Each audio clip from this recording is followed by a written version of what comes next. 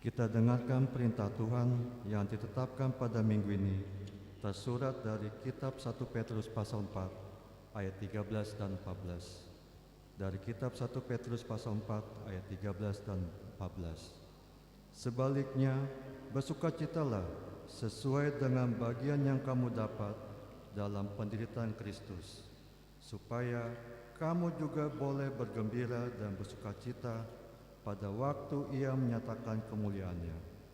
Berbahagialah kamu jika kamu dinista karena nama Kristus, sebab roh kemuliaan, yaitu roh Allah ada padamu. Mari kita memohon kekuatan pada Tuhan agar kita dapat melakukan sesuai dengan hukum-Nya. Ya Tuhan Allah, kuatkanlah kami melakukan yang sesuai dengan hukum-Mu. Amin. Kita bernyanyi dari bait nomor 240 ayat 2 dan 3.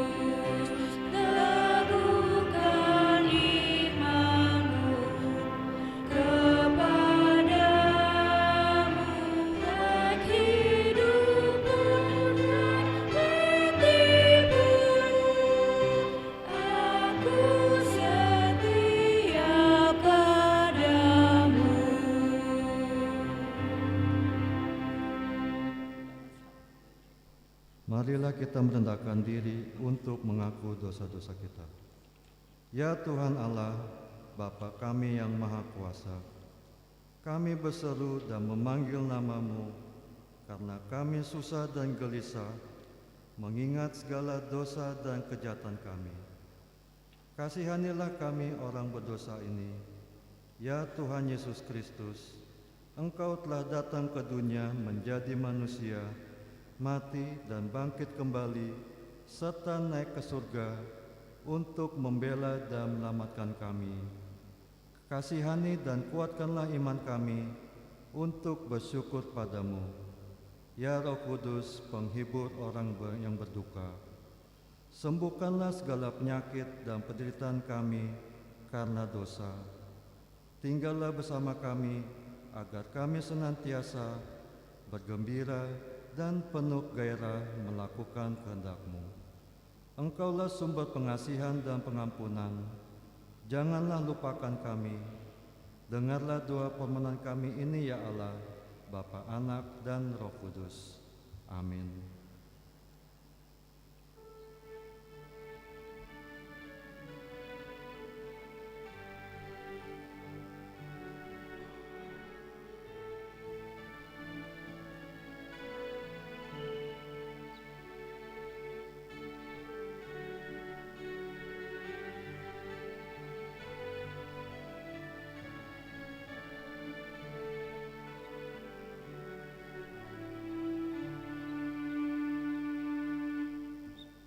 Janji Tuhan tentang pengampunan dosa-dosa kita.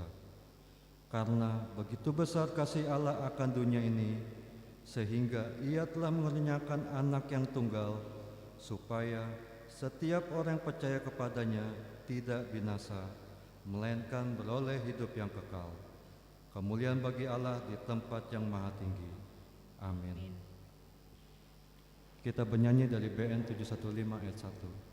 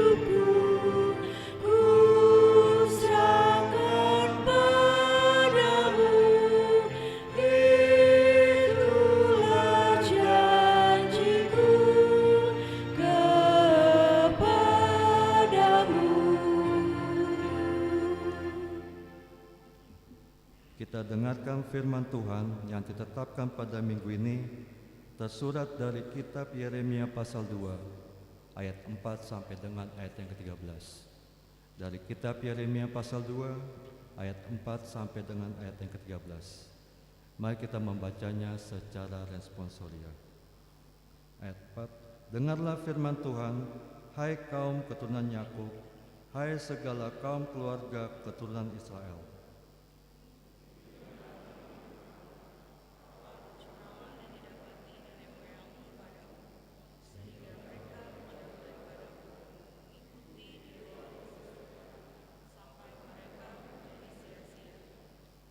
Dan mereka tidak lagi bertanya, di manakah Tuhan yang menuntun kita keluar dari tanah Mesir, yang memimpin kita di padang gurun, di tanah yang tandus dan yang lekak-lekuk, di tanah yang sangat kering dan gelap, di tanah yang tidak dilintasi orang dan yang tidak didiami manusia.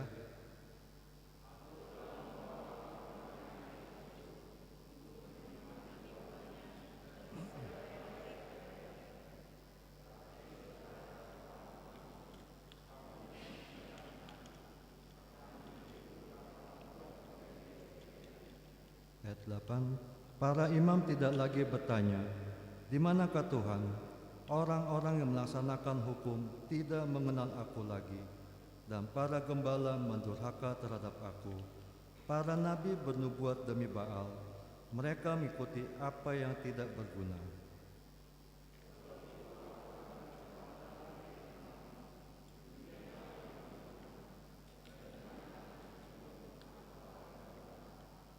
Ayat 10, menyeberang sajalah ke tanah pesisir orang Kitim, dan lihatlah, suruhlah orang ke Kedar, dan perhatikanlah dan sungguh-sungguh. Lihatlah, apakah ada yang terjadi seperti ini?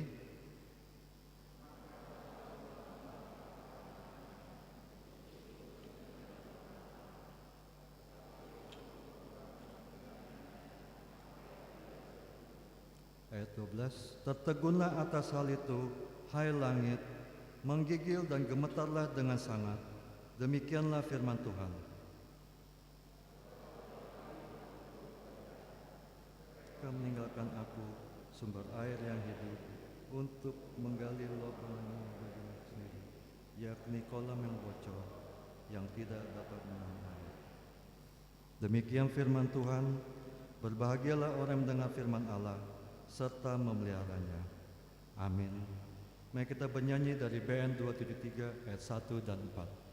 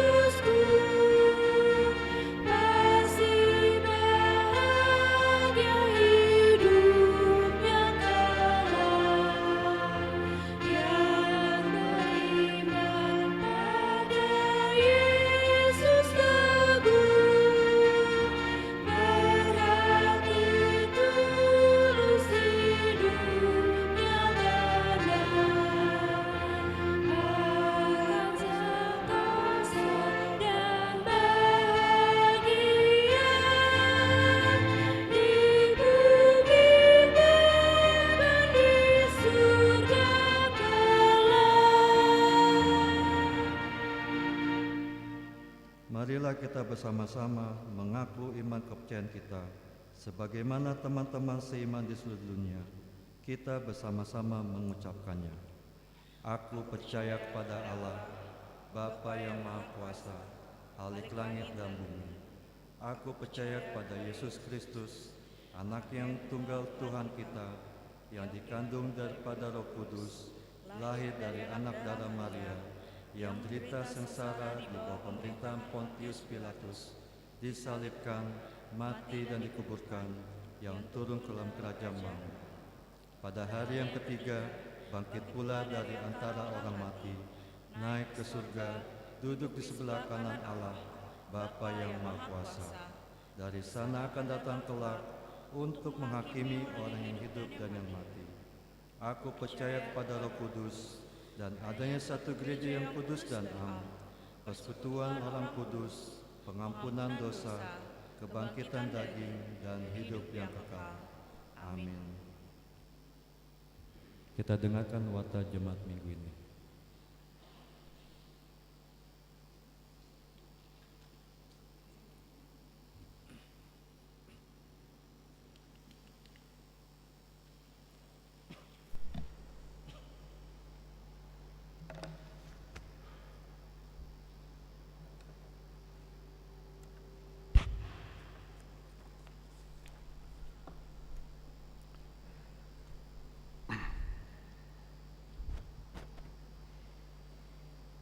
Warta Jemaat Minggu 28 Agustus 2022. 1. Nama minggu kita hari ini adalah Minggu 11 setelah Trinitatis, dengan topik menyangkal diri, memikul salib, dan mengikuti Yesus. 2. Pelayanan Pendeta Resort. Pada hari ini Minggu 28 Agustus 2022, Pendeta HKBP Resort Mampang, Perapatan Pendeta Sang Hormat Banjarnahor STH MM melayani di HKBP MT Haryono. 3. Persembahan ke depan altar. Pada hari ini Minggu 28 Agustus 2022, kita akan mengumpulkan persembahan ke depan altar untuk mendapat dukungan bantuan dana pensiun HKBP. Pada hari ini Minggu 4 September 2022, kita akan mengumpulkan persembahan ke depan altar untuk dukungan kas resort. Keempat, pertukaran para agenda se-resort. Sesuai dengan program HKBP Resort Mampang Perapatan tahun 2022, pada hari ini Minggu 28 Agustus 2022 diadakan pertukaran para agenda se-resort Mampang Perapatan di ibadah pukul 9.30 WIB. 5. Ibadah variatif HKBP Mampang Perapatan. Pada hari ini Minggu 28 Agustus 2022 pukul 17 WIB bertempat di Gereja HKBP Mampang Perapatan akan dilaksanakan ibadah variatif. Kita akan melakukan persembahan ke depan altar untuk dukungan bantuan dana pensiun pendeta HKBP. 6.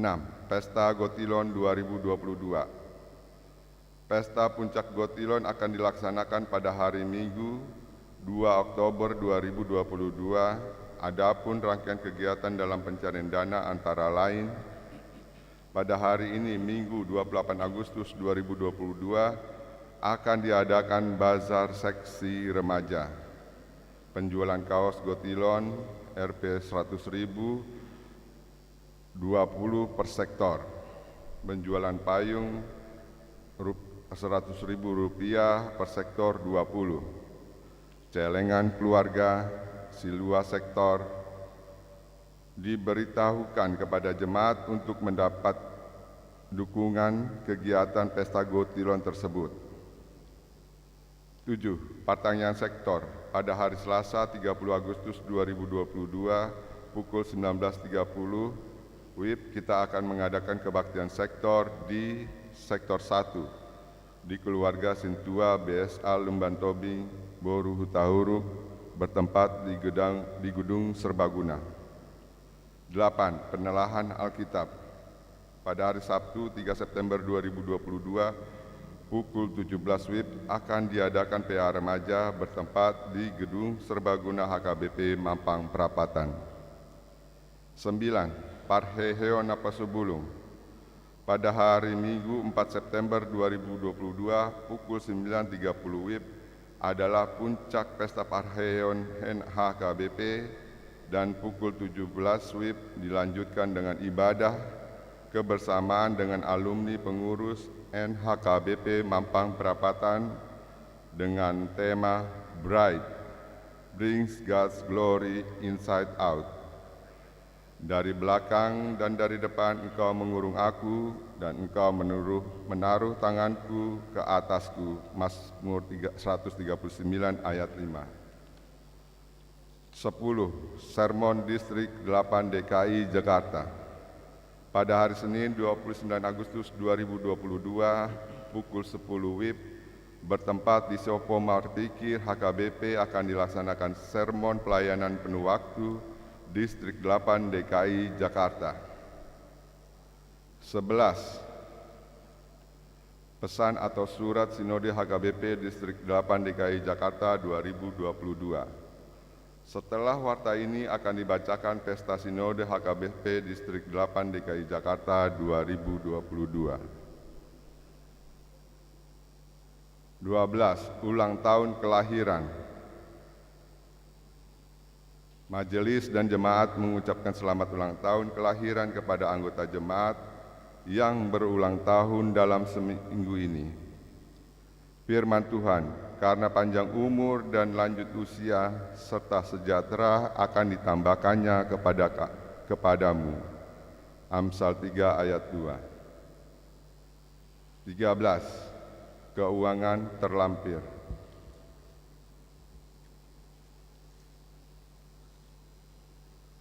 Pesan Sinode HKBP Distrik 8 DKI Jakarta nomor 415 garing D8 DKI garing 8 Romawi garing 2022. Kepada yang terhormat seluruh warga jemaat dan parhalado HKBP di Distrik 8 DKI Jakarta, pendeta resort atau pimpinan jemaat di tempat masing-masing.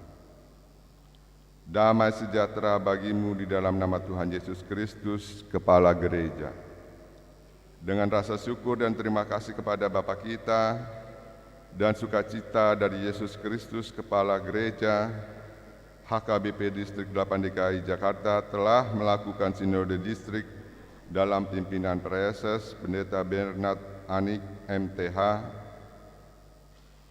di bawah terang tema bertolong-tolonganlah menanggung bebanmu, demikianlah kamu memenuhi hukum Kristus, Galatia 6 ayat 2, dan subtema melalui tata dasar dan tata laksana yang lebih baik dan sentralisasi keuangan, HKBP semakin bersemangat meningkatkan pelayanannya di gereja digitalisasi. Sinode distrik berjalan dengan baik sesuai dengan protokol kesehatan, diikuti 157 peserta dari 173 peserta sinode distrik. Mulai hari Rabu sampai dengan Jumat tanggal 24 sampai tanggal 26 Agustus 2022 bertempat di Green Forest Hotel Bogor. Sinode distrik diawali dengan ibadah dan perjamuan kudus serta diakhiri dengan ibadah. Sesuai dengan amanat Sinode Agung HKBP ke-65 tahun 2022 yang lalu, HKBP akan melaksanakan Sinode Agung HKBP ke-66 pada tanggal 24 sampai dengan tanggal 27 Oktober 2022 untuk membahas amandemen keempat Tata Dasar dan Tata Laksana HKBP 2002 dan menetapkan Tata Dasar dan Tata Laksana HKBP 2002 setelah amandemen keempat yang akan kita gunakan di HKBP. Pimpinan HKBP telah mengirimkan draft Tata Dasar dan Tata Laksana HKBP 2002 amandemen keempat untuk dibahas oleh resort dalam rapat resort dan dibahas distrik dalam sinode distrik. Usul-usul dari setiap resort dikompilasi distrik dan dibahas di sinode distrik untuk ditetapkan sebagai usulan distrik yang akan disampaikan di Sinode Agung yang akan datang. Di dalam semangat kebersamaan, semua peserta sinode serius menggumuli draft Tata Dasar dan Tata Laksana HKBP 2002 amandemen keempat dan usul-usul dari setiap resort yang telah dikompilasi panitia distrik. Di tengah-tengah sinode distrik, tim kaji sentralisasi keuangan HKBP melakukan sosialisasi program sentralisasi keuangan HKBP, yaitu sebuah program yang baru yang diatur dalam draft Tata Dasar dan Tata Laksana HKBP 2002 amandemen keempat. Dalam mengambil keputusan, Sinode distrik melaksanakan rapat kelompok dan rapat pleno. Segala keputusan rapat pleno menjadi usulan yang akan disampaikan distrik di Sinode Agung HKBP yang akan datang. Peserta sinode sepakat mendukung program sentralisasi keuangan HKBP telah ditetapkan dalam draft Tata Dasar dan Tata Laksana HKBP 2002 amandemen keempat, dan Sinode Distrik merekomendasikan pimpinan HKBP untuk mengangkat tim yang menyusun segala perangkat yang mengatur teknis pelaksanaan program sentralisasi keuangan HKBP.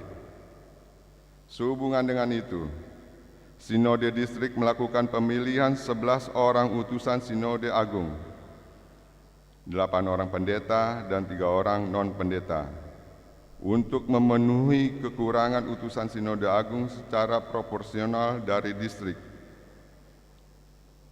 Karena tugas dan mutasi pelayanan di jemaat, marilah kita mendoakan agar mereka yang terpilih mampu melaksanakan pelayanannya dengan baik.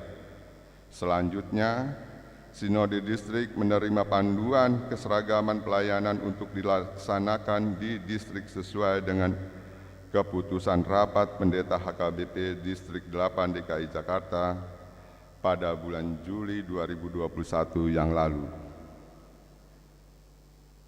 Demikianlah pesan Sinode Distrik disampaikan kepada semua warga jemaat.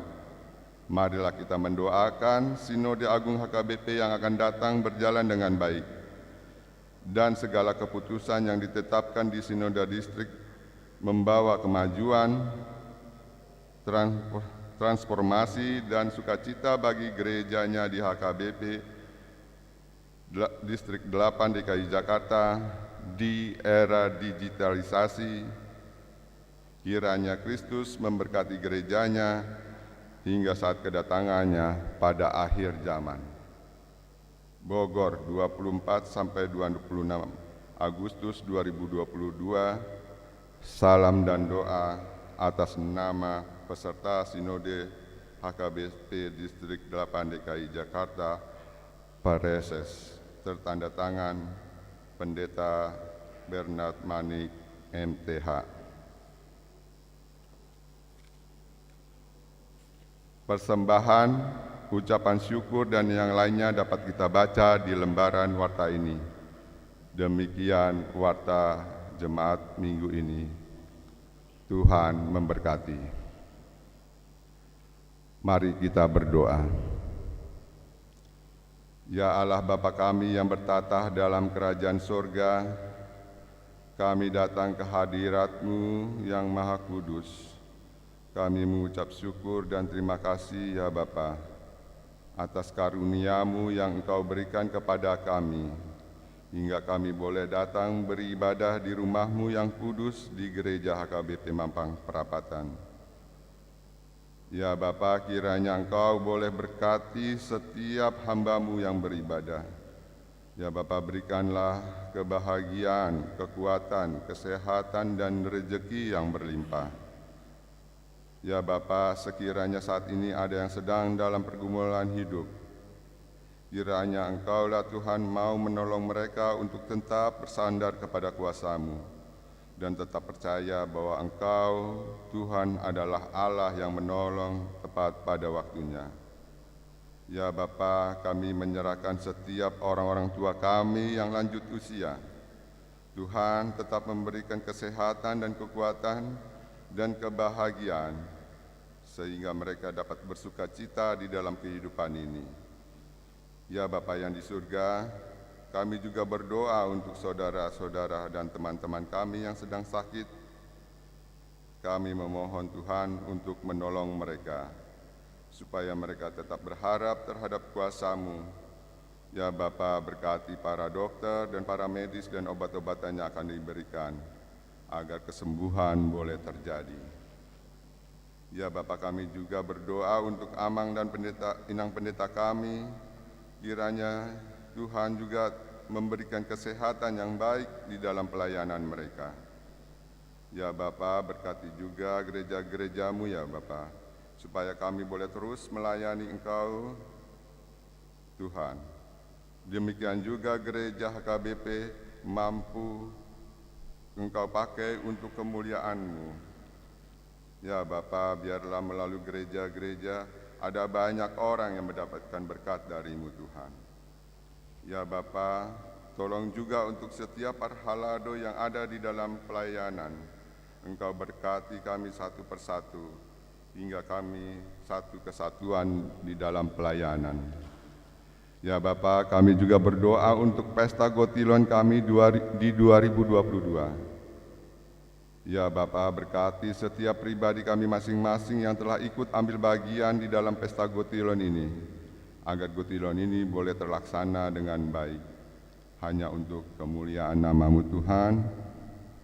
Ya Bapa, di dalam pertanyaan sektor 1, berikanlah kami hikmat, agar kami boleh datang untuk mendengarkan firman-Mu dengan sukacita. Ya Bapa, kami berdoa untuk Parheheon Naposubulung kami. Berkatilah anak-anak kami untuk datang, berseru, dan memuji-muji nama-Mu di ibadah puncak Pesta Parheon HKBP. Ya Bapa, sertai berkati mereka di setiap langkah-langkah mereka. Ya Bapa, kami juga memohon berkati sermon Distrik 8, agar sermon ini boleh berjalan sesuai dengan kehendak-Mu ya Bapa. Ya Bapa, kami juga mengucap syukur dan terima kasih hingga Sinode Distrik 8 ini boleh berjalan dengan baik atas penyertaan-Mu. Ya Bapa, kami juga ingin Engkau berkati agar Sinode Agung ini boleh berjalan dengan baik. Ya Bapa, sebentar lagi kami akan mendengarkan firman-Mu yang akan disampaikan oleh Inang Pendeta kami, Pendeta T. Situmpul. Biarlah firman-Mu boleh menguasai kami dan kami pakai di dalam kehidupan sehari-hari. Ya Bapa kami yang di surga, kami juga telah banyak berbuat dosa. Ampunilah dosa-dosa kami agar kami layak di hadapan-Mu. Ya Bapa, kami juga ingin hidup seturut kehendak-Mu, karena Engkaulah Tuhan Juru Selamat kami. Di dalam nama Tuhan Yesus kami mengucap syukur dan berdoa. Amin.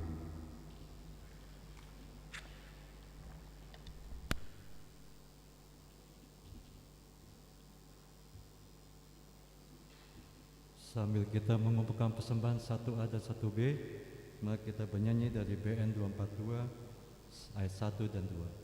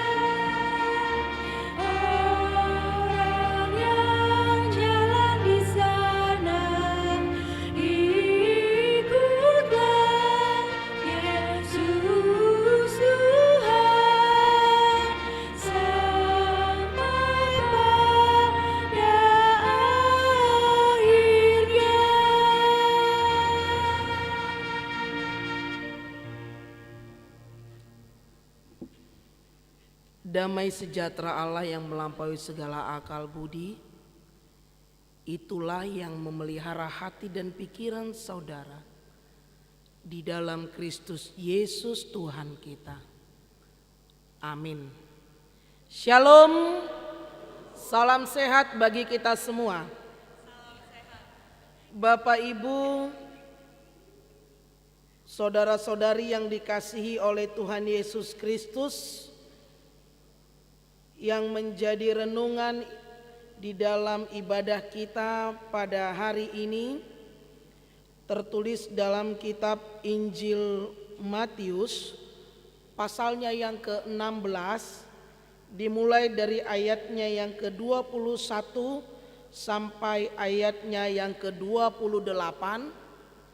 Mari kita buka Alkitab kita. Saya akan membaca untuk kita ikuti di dalam hati kita masing-masing.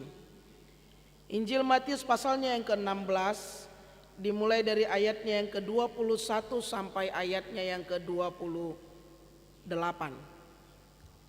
Pemberitahuan pertama tentang penderitaan Yesus dan syarat-syarat mengikut Dia.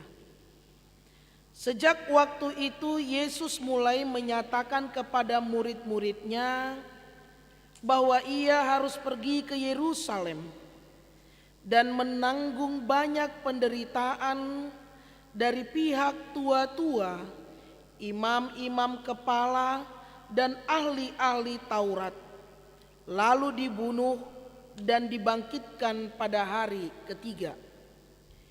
Tetapi Petrus menarik Yesus ke samping dan menegur Dia, katanya, "Tuhan, kiranya Allah menjauhkan hal itu.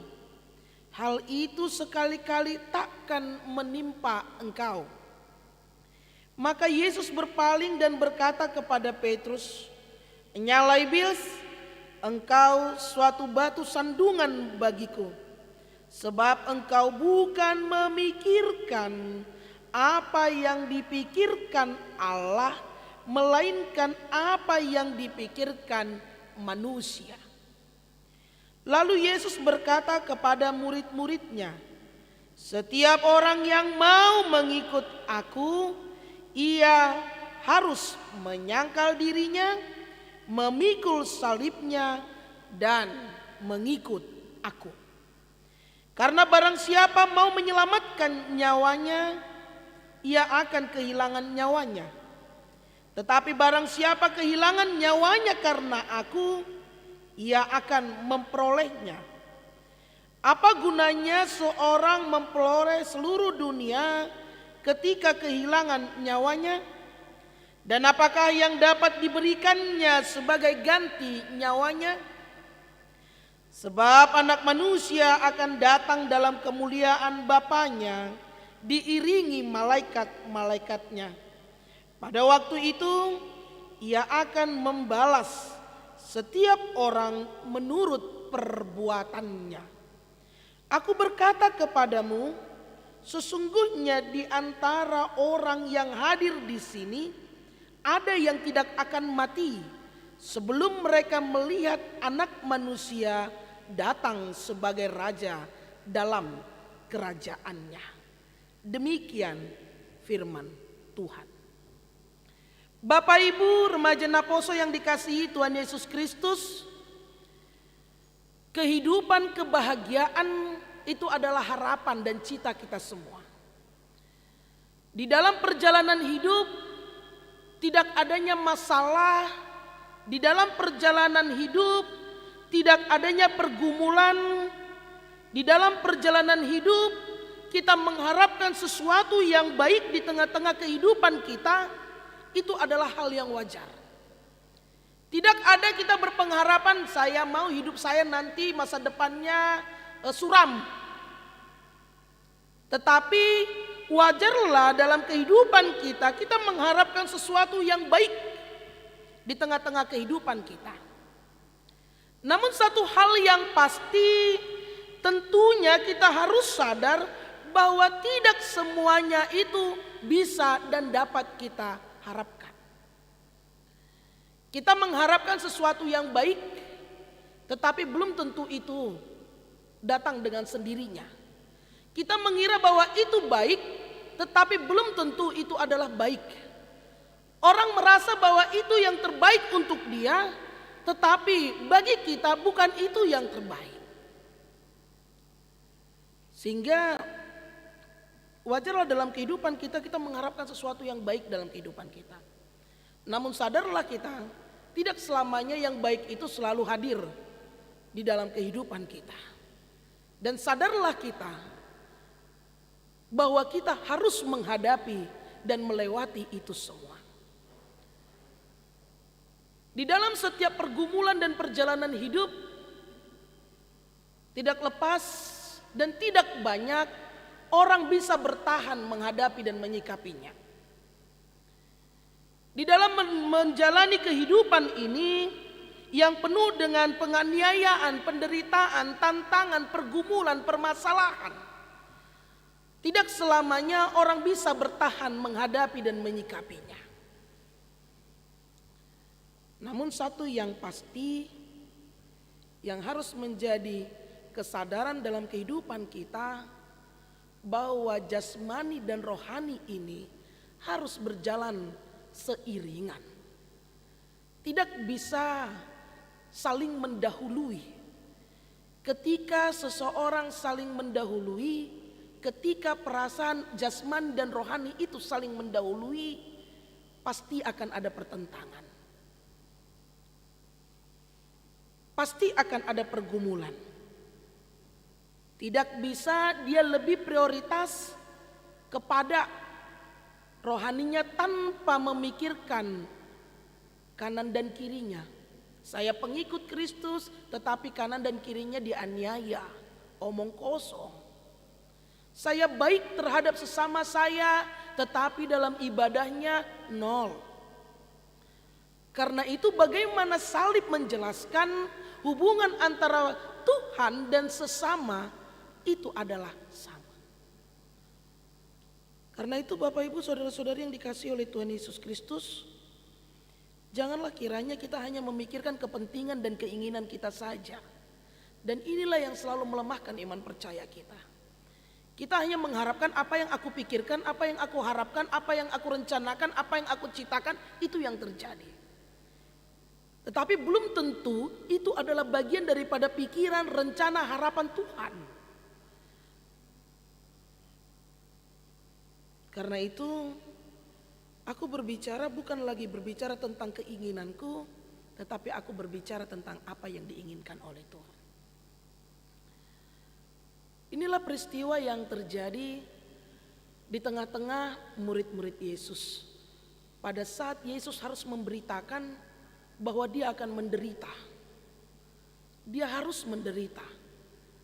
Dia akan ditindas. Dia akan mengalami penganiayaan. Dia akan mengalami kesusahan. Dan harapannya dia akan bangkit pada hari yang ketiga. Namun apa yang terjadi di dalam pemikiran Petrus, sekalipun dia telah bersama-sama dengan Yesus, yang hanya dia pikirkan adalah bagaimana mungkin seorang yang Mesias, seorang anak Allah, seorang juru selamat, seorang yang memberikan pengharapan dan memberikan banyak tanda mukjizat harus menderita dan dianiaya. Itu hal yang mustahil. Sehingga Petrus menarik Yesus, sekiranya ini berlalu dan tidak terjadi. Tetapi Yesus mengatakan, nyala iblis. Bukan pikiranmu yang harus terjadi, tetapi pikiran Bapa yang di sorga. Bukan maumu yang harus kuikuti, tetapi maunya Tuhan. Bukan keinginanmu yang harus kulakukan, tetapi keinginan daripada Tuhan. Bukan perintahmu yang harus aku laksanakan, tetapi perintah Tuhan. Karena ada priori dalam pemikiran Petrus sendiri, dia datang sebagai juru selamat karena dia melihat penyembuhan yang dilakukan oleh Yesus. Ya itulah Yesus. Karena banyak tanda mukjizat yang dilakukan oleh Yesus, ya memang itulah Mesias. Tetapi dia tidak terima bahwa Mesias itu harus menderita. Tetapi harus disadari penderitaan dia adalah untuk menyelamatkan kita. Penderitaan Mesias Yesus adalah untuk menyelamatkan kita, manusia yang berdosa. Dan inilah yang harus dinyatakan.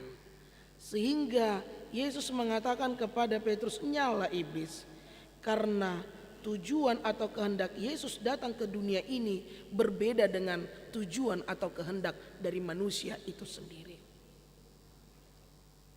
Sehingga Yesus mengatakan benar-benar kepada Petrus apa yang harus dilakukan dalam menjadi pengikut Yesus. Yesus mengatakan ada syarat yang harus dilakukan dalam mengikut Dia. Dalam nats ini, inilah yang harus kita sadari bahwa pemikiran manusia tidak sama dengan pemikiran Tuhan. Sehingga nyatalah manusia berencana, Tuhan yang menentukan. Kita hanya merencanakan.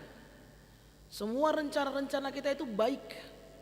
Tetapi ketika Tuhan berkata bukan itu yang baik untukmu, tetapi inilah yang baik. Namun bagaimana keinginan pemikiran itu bisa kita nyatakan dan kita satukan dengan pemikiran Tuhan. Dengan satu yang pasti pula bahwa rencana Tuhan bukanlah rencana kecelakaan. Rancangan Tuhan bukanlah rancangan kecelakaan, tetapi rancangan damai sejahtera. Karena itu dalam mengikut Yesus, Dia mengatakan harus bisa menyangkal diri. Menyangkal diri, memikul salib dan mengikut Dia. Tantangan bukan? Ya. Itu adalah tantangan yang harus kita jalani. Dalam mengikut Yesus tidak hanya sebagai pendengar saja. Tetapi kita juga harus menjadi pelaku. Dalam mengikut Yesus, kita tidak hanya sekedar duduk dan diam saja, tetapi kita harus menjadi pelaku firman. Menyangkal diri adalah lebih baik mengutamakan orang lain daripada diri sendiri. Bagaimana kita bisa mengutamakan orang lain daripada diri kita sendiri? Bagaimana kita mengutamakan kepentingan orang lain daripada kepentingan diri kita sendiri? Inilah yang harus menjadi tanggung jawab kita di dalam memikul atau menjadi pengikut Yesus. Bukan untuk kepentinganku lagi tetapi untuk kepentingan Tuhan. Bukan mauku lagi tetapi maunya Tuhan. Apa yang harus kita lakukan untuk mengikut Dia? Siap mati. Mati artinya bukan peak. Mati meninggalkan kedagingan itu. Mati meninggalkan kecemburuan itu.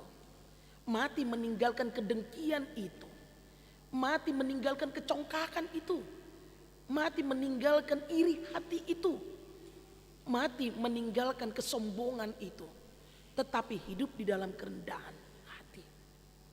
Mati yang artinya mengikuti apa yang diinginkan oleh Tuhan.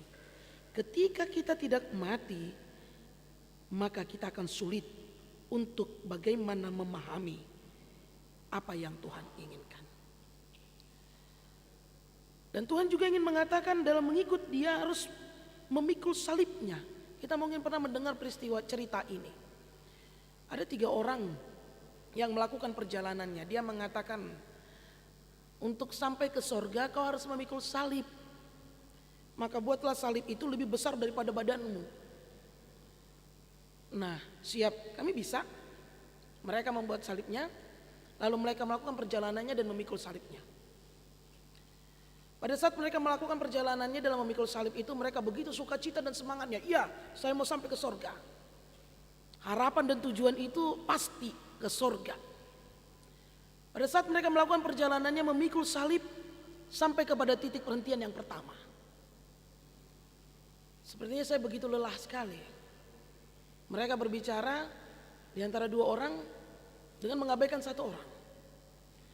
Apakah engkau lelah? Iya, aku lelah. Begitu berat salib ini. Mari kita cari cara bagaimana supaya kita bisa meringankan salib ini. Mereka berdua diskusi, lalu mengatakan, bagaimana kalau kita potong saja?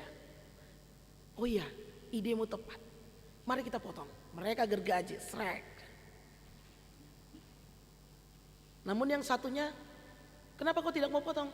Enggak lah, saya tetap memikul ini. Lalu saat mereka melakukan perjalanannya, dengan begitu cepatnya dua temannya berjalan dengan salib yang telah dipotong itu. Sampai kepada titik perhentian yang kedua. Mereka pun merasakan lelah yang sama. Masih berat juga kayaknya ini salib ini, bah. Iya, tadi kita bisa sampai ke tempat tujuan. Dia yang tidak mau menggergaji atau memotong salibnya belum sampai. Mari kita potong lagi. Akhirnya mereka potong. Lebih besar badannya daripada salibnya. Setelah mereka memotongnya, begitu ringannya. Yang semula dikatakan harus lebih besar salib itu daripada badanmu. Dan sampai pada titik perhentian yang kedua, lebih besar badannya daripada salibnya. Di dua orang ini.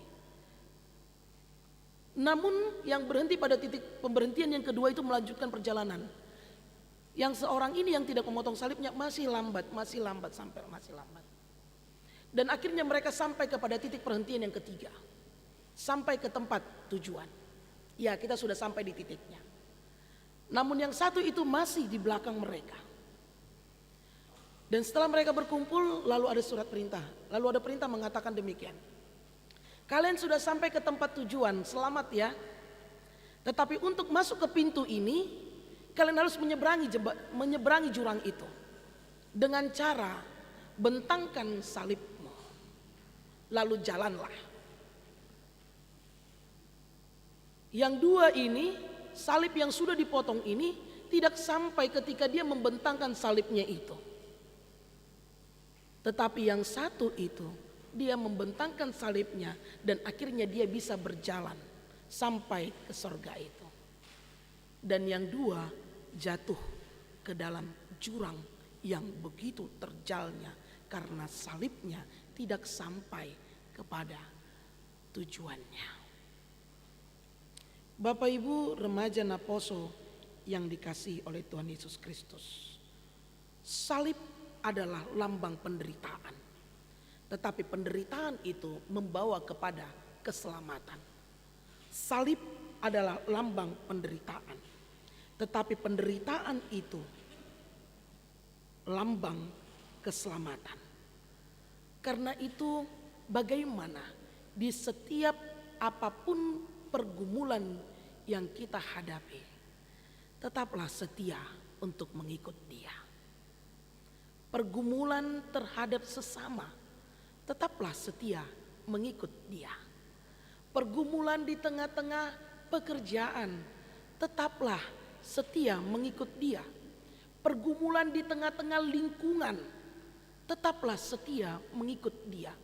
Pergumulan di tengah-tengah kehidupan, tetaplah setia mengikut Dia. Karena kesetiaan kita kepada Tuhan mendatangkan sukacita, damai sejahtera, dan keselamatan. Ikutlah Dia.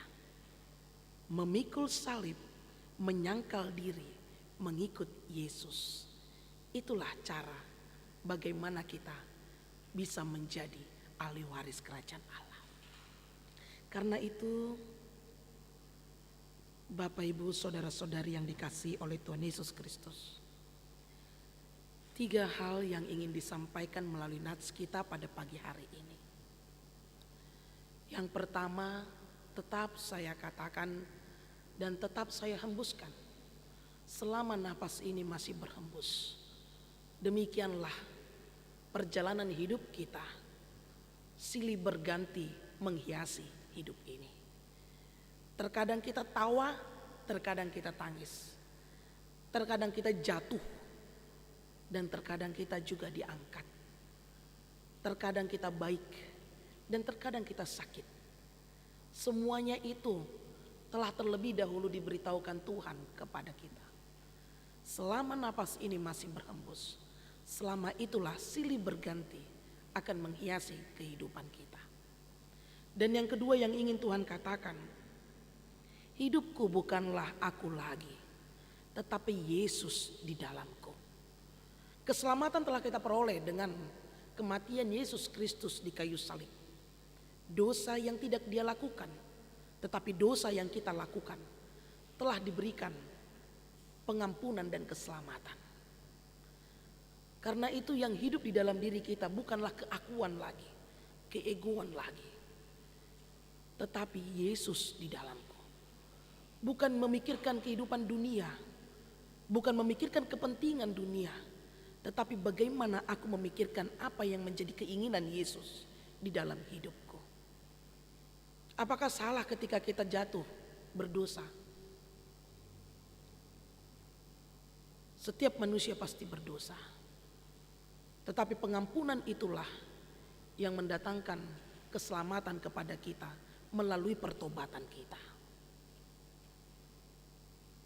Karena itu ingatlah, aku bukan aku lagi, tetapi Yesus dalamku. Aku bukan ego lagi, tetapi Yesus di dalamku. Aku bukan iri hati lagi, tetapi Yesus di dalamku. Aku bukan masa lalu lagi, tetapi aku sudah hidup baru. Dan yang ketiga, sadarlah dan imanilah, kesetiaan kita kepada Tuhan akan mendatangkan sukacita. Penderitaan akan mendatangkan keselamatan. Terlebih dahulu telah diberitahukan Yesus, salib lambang keselamatan. Penderitaan itu mendatangkan keselamatan. Sesulit apapun, sesusah apapun perjalanan hidup ini, solusi yang pasti adalah menyerahkan hidup ke dalam tangan Tuhan. Tidak mengandalkan pikiran kita, tidak mengandalkan kekuatan kita, tidak mengandalkan keberadaan kita, tidak mengandalkan status dan jabatan kita, tetapi andalkanlah Dia yang memiliki pemikiran, kekuatan, kekayaan, status dan jabatan kita, yaitu Yesus Kristus. Karena itu pikulah salib, ikutlah Dia, setialah sampai kedatangannya. Amin. Terima kasih Bapak atas firman yang Kau tabur dalam ibadah kami di pagi hari ini. Firman yang berkumandang, mengajarkan kami dan mengingatkan kami untuk tetap setia kepadamu ya Tuhan. Kami menyadari di dalam kehidupan kami banyak tantangan, pergumulan, pergaulan kami, keluarga kami, pekerjaan kami, yang memampukan iman percaya kami teruji, yang memampukan kami untuk tidak menuruti akan kehendak-Mu, yang memampukan kami melanggar akan perintah. Namun kami menerima hasil kekecewaan. Tapi pada hari ini Tuhan, Engkau mengingatkan kami betapa sulitnya perjalanan hidup kami, betapa bergumulnya pergaulan kami, betapa sulitnya kehidupan kami, betapa susahnya keluarga kami, betapa sakitnya penyakit yang kami alami. Semuanya itu kami serahkan ke dalam tangan pengasihan-Mu. Karena Engkaulah Tuhan yang memberikan penguatan kepada kami. Karena Engkaulah Tuhan yang memberikan yang baik dalam kehidupan kami. Ajari kami untuk mengerti apa yang Tuhan inginkan. Ajari kami untuk kami bisa melakukan apa yang menjadi kehendak Tuhan. Ajari kami untuk kami memikirkan apa yang menjadi pikiran Tuhan, sehingga kami bisa mengerjakan seturut dengan kehendak-Mu. Tentu Tuhan banyak tantangan yang harus kami hadapi. Kuatkanlah kami untuk setia kepada Engkau. Terima kasih Bapa. Hanya di dalam nama anak-Mu Yesus Kristus, ampuni dosa kami. Amin. Kita bernyanyi sambil mengumpulkan persembahan kita untuk dukungan ke dana pensiun pendeta HKBP. Marilah kita serahkan di dalam sukacita kita, karena bulan Agustus adalah bulan terakhir untuk kita melakukan pengumpulan dana pensiun yang telah kita laksanakan beberapa tahun ini.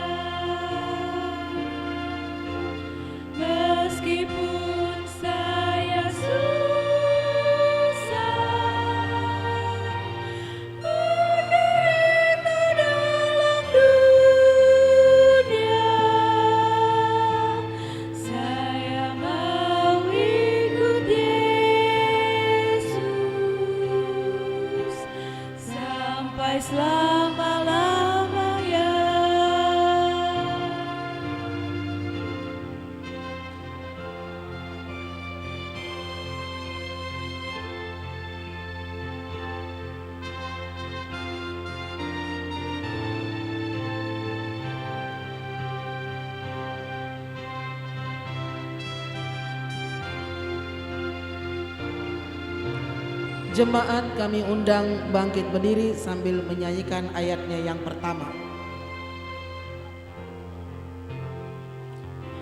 Saya mau ikut Yesus, saya mau ikut Yesus sampai selama-lamanya. Meskipun saya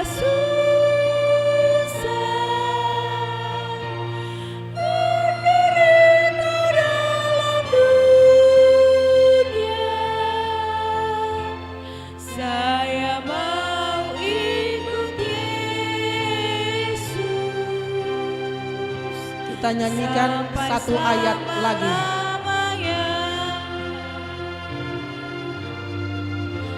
Saya mau ikut Yesus, saya mau ikut Yesus sampai selama-lamanya. Meskipun saya susah menderita dalam dunia, saya mau ikut Yesus sampai selama-lamanya.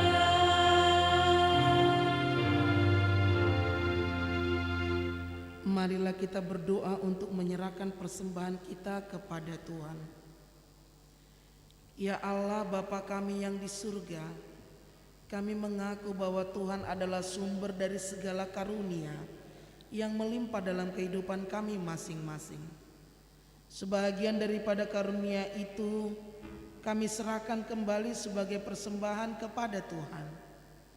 Terimalah dan berkatilah persembahan umat-Mu ini, agar dapat kami pergunakan untuk pekerjaan dan pelayanan kerajaan Tuhan di dunia ini. Bukalah hati kami untuk mengenal betapa banyak berkat dan karunia yang kami peroleh dari Tuhan, supaya kami senantiasa bersyukur kepadamu. Di dalam nama Yesus Kristus Tuhan kami, amin. Tuhan karuniamu, roh dan jiwaku semua, nyawa juga hidupku, harta milikku semua, ku serahkan padamu untuk selama-lamanya.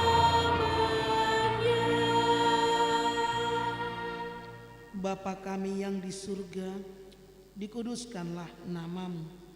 Datanglah kerajaanmu, jadilah kehendak-Mu di bumi seperti di surga. Berikanlah kami pada hari ini makanan kami yang secukupnya, dan ampunilah kami akan kesalahan kami, seperti kami juga telah mengampuni orang yang bersalah kepada kami. Dan janganlah membawa kami ke dalam pencobaan, tetapi lepaskanlah kami daripada yang jahat. Karena Engkau punya kerajaan dan kekuasaan dan kemuliaan sampai selama-lamanya. Amin. Pulanglah dengan sejahtera dan terima berkat dari Tuhan. Tuhan memberkati engkau dan melindungi engkau. Tuhan menyinari engkau dengan wajah-Nya dan diberinya engkau kasih karunia. Tuhan menghadapkan wajah-Nya kepadamu dan memberi engkau damai sejahtera.